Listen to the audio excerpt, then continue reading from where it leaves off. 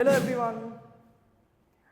So I am Vaibhav Khandelwal, a faculty at the Time Nasik Center, and welcome to our YouTube channel. If you have not subscribed to our channel, please subscribe right now by clicking the bell icon. आज हम बात कर रहे हैं 6 mistakes to avoid for cat. Cat is just 3.5 months. So क्या ऐसी 6 major mistakes हैं which we should avoid in the next 3.5 months? चलिए, so quickly उनको देख लेते हैं एक बार. First thing, not having a daily time table. अगर आपने अब तक टाइम टेबल नहीं बनाया है, क्विकली एक टाइम टेबल बना लीजिए. टाइम टेबल क्या करता है? It provides you with a structure. आपको पता होता है कि हर रोज आपको कितना एफर्ट डालना है, आपको पता होता है कि हर रोज आपको कितनी पढ़ाई करनी है और किस तरीके से पढ़ाई करनी है. So this is something which is very very important, that आपका एक डेली टाइम टेबल होना जरूरी है. अपने डिफाइन कर लीजिए, और जब आप टाइम टेबल बनाएंगे तो इस टर्म्स में बनाइएगा कि आप उतने आवर्स एवरीडे दे पाएं. राइट ऐसा टाइम टेबल मत बनाइए जो कि आप 4 दिन ही फॉलो कर पाए and then you forget about it, right, because of your academic commitment, because of your job, whatever the reason. So when you prepare a time table in terms of number of hours which you can give every day. ठीक है, it is something which is very very important और आपके पूरे preparation को एक structure में create कर देता है.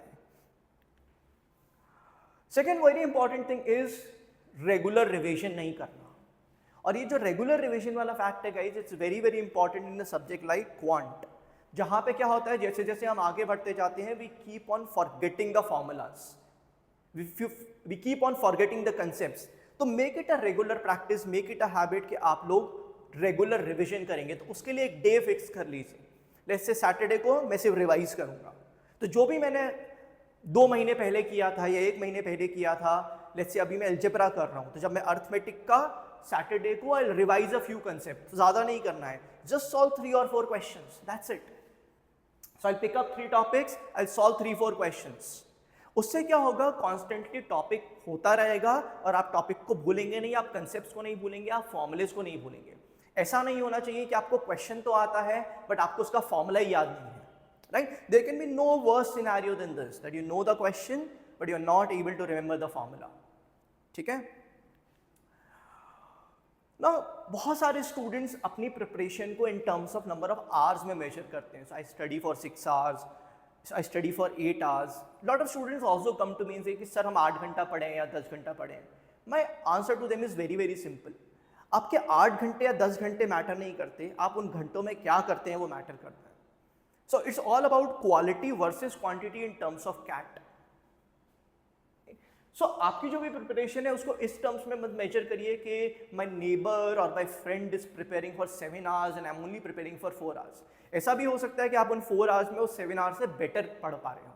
So it's all about आप उन 4 घंटे में क्या क्वालिटी डिलीवर कर पा रहे हैं. It's not about कि आप कितने घंटे पढ़ाई कर रहे हैं. So never measure your preparation in terms of number of hours that you have spent. Think in terms of and evaluate in terms of कि आपने उतने घंटों के अंदर किस क्वालिटी की पढ़ाई की है.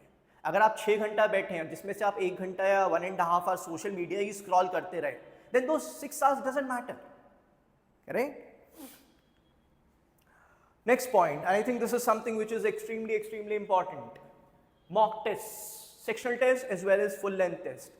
Lot of us don't want to appear for test. हमें लगता है कि टेस्ट में मार्क्स कम आएंगे and hence we do not appear for test. Guys, please understand. Test नहीं देने से मार्क्स कभी नहीं बढ़ते हैं. ठीक है, और अगर आप टेस्ट नहीं देंगे तो आप प्रिपरेशन रेडी होंगे बट आप कभी एग्जाम रेडी नहीं होंगे. I repeat it again because it's very important. आप सिर्फ प्रिपरेशन रेडी होंगे, आपको कंटेंट आता होगा बट आप एग्जाम रेडी नहीं होंगे. एंड कैट में preparation ready is not equal to exam ready. So it's very very important कि मुझे exam ready होना है, मुझे marks चाहिए CAT में, I want percentile. So it's extremely critical that you appear for sectional test as well as full length mock test. इनको as a match practice लीजिए कि यहाँ से मुझे ये identify करना है कि मैंने गलतियाँ क्या की हैं, right? उसको ऐसे मत मानिए कि मेरे marks नहीं आए, it doesn't matter. You need to identify कि what did you go wrong, where did you go wrong, and that is what is extremely critical as far as tests are concerned. और test दे के उसको छोड़ना नहीं है, उसको analyse भी करना है so that I don't repeat the same mistakes again. ये मैंने जो अभी आपसे बात की, when you prepare, please also do analysis. Just giving tests is not going to help you. You can't keep on giving one test after the other, after the other, after the other. There's no point. There's no point giving 15 tests in a week और आपने एक भी analyze नहीं किया है. So for every test, you need to analyze कि क्या गलतियां हो रही है मुझसे. Where am I going wrong? Ideally, recommendation होता है that you should spend 2.5 hours for analyzing. I'm not saying solving. For analysing each more. Her question को देखिए, हर क्वेश्चन को आइडेंटिफाई करिए, ये गलत हुआ तो ये क्यों गलत हुआ, and then I should not repeat the same mistake. क्योंकि याद रखिए गाइस, कैट एक ही बार का एग्जाम है, इट्स लाइक दिस ईयर और next year. So mock test में, सेक्शनल्स में आपके पास स्कोप है टू इंप्रूव, कैट में वो स्कोप नहीं है आपके पास. So it's going to be only a one time 1 year chance, और उसमें आप गलतियां नहीं कर सकते हैं. ठीक है. And then the last one, giving up in the middle of the journey. So many of you come and say कि अब नहीं हो रहा है CAT. And my advice to them is very, very simple. CAT आने तो दो. Just because something is difficult doesn't mean you leave it. Please guys, don't do that. ठीक है, IIM ABCLI के नहीं मिलेगा, but then there are so many good B schools जो आपको 85-90 percentile पे भी कॉल करेंगे. Right? So even if let's say you're not good with quant, even if you're not good with verbal, at least आप अपने aggregate को तो maximize कर ही सकते हैं. So if I don't get 99 percentile, let me target 90 percentile, let me get target 95 percentile. There are so many good B schools which will give you a call at that percentile. Right? So please do not give up. आपने इतना time अगर आपकी preparation को दिया है, तो अब journey को अब इस पॉइंट ऑफ टाइम पे please do not go out of it. Right. चलिए guys, so these were 6 important things which I wanted to talk about with you. Timetable, revision, a number of hours spent, mock tests, not doing analysis, and giving up in the middle of the journey. I hope थोड़ा सा clarity आई होगी about what not to do in the next 3 months. Thank you so much for giving your time and for watching this video. Bye and take care.